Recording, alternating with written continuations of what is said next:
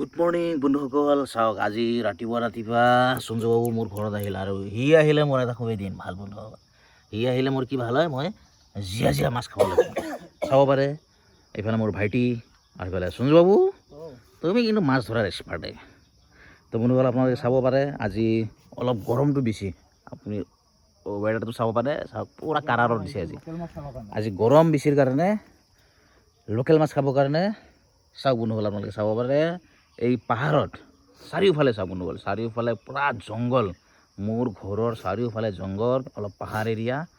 আৰু তথাপিও মই এটা পুখুৰী এটা ৰাখিছোঁ যাতে মাছ যদি কেতিয়াবা যদি মাছ খাবলৈ ইচ্ছা হয় তো ঘৰতে যেন লোকেল মাছ খাব পাৰি।